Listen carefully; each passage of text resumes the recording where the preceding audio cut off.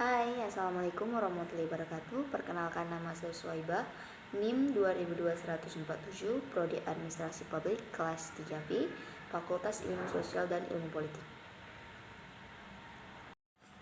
Jadi, yang akan kita bahas kali ini yaitu tentang pemetaan sosial atau mapping sosial. Pemetaan sosial adalah satu metode visual yang menunjukkan lokasi relatif suatu komunitas atau kelompok yang dilakukan untuk mengenali dan mendalami kondisi sosial komunitas tersebut. Atau definisi lain, pemetaan sosial juga dapat didefinisikan sebagai proses identifikasi karakteristik masyarakat melalui pengumpulan data dan informasi baik sekunder maupun langsung atau primer mengenai kondisi masyarakat dalam suatu wilayah tertentu. Nah, setelah kita membahas definisi dari mapping sosial atau pemetaan sosial, maka sekarang kita masuk ke dalam tujuan pemetaan sosial.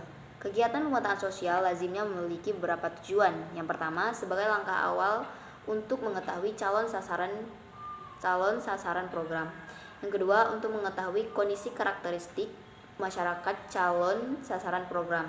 Serta yang ketiga, sebagai dasar dalam penyusunan matrik perencanaan kegiatan program sesuai dengan potensi serta permasalahan yang ada pada wilayah calon sasaran program.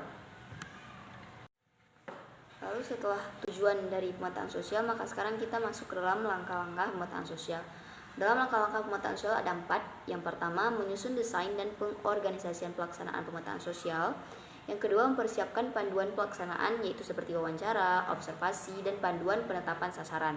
Yang ketiga, melakukan uji coba instrumen secara internal. Yang keempat, mengumpulkan data dan informasi. Lalu kita masuk ke dalam pembahasan tentang objek dari pemetaan sosial. Beberapa objek yang dipetakan dalam pemetaan sosial antara lain: yang pertama, letak geografis wilayah calon sasaran program. Yang kedua, sarana dan prasarana umum wilayah.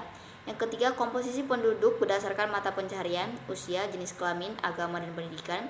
Yang keempat, penyebaran atau konsentrasi masyarakat miskin. Yang kelima, kelompok-kelompok sosial masyarakat serta kegiatan yang dilakukan. Yang keenam, hubungan sosial antara masyarakat atau relasi sosial. Yang ketujuh, jenis-jenis profesi atau mata pencaharian masyarakat.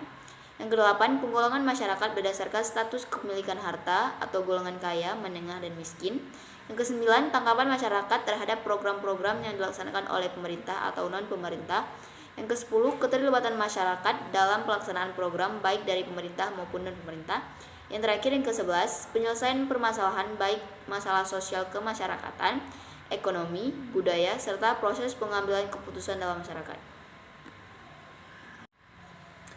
Nah, pembahasan terakhir yaitu tentang output yang diharapkan dalam pemetaan sosial.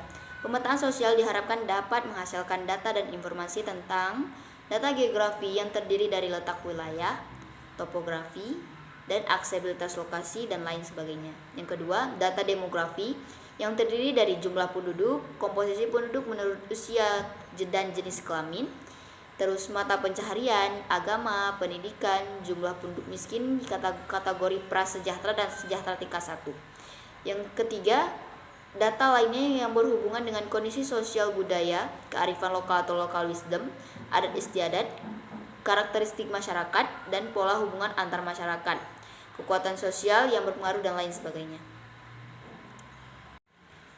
Itu saja yang dapat saya sampaikan tentang pemetaan sosial. Apabila ada kesalahan atau kekurangan, saya mohon maaf. Assalamualaikum warahmatullahi wabarakatuh.